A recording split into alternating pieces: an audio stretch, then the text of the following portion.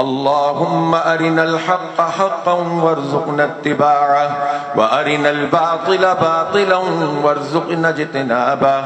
اللهم انصر من نصر دين محمد صلى الله عليه وسلم واجعلنا منهم، واخذل من خذل دين محمد صلى الله عليه وسلم ولا تجعلنا معهم.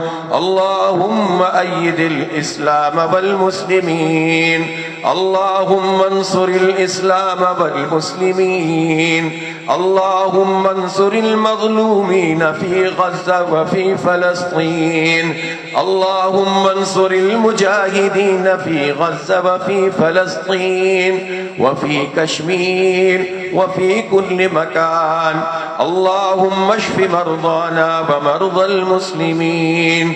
اللهم اغفر للمؤمنين والمؤمنات والمسلمين والمسلمات.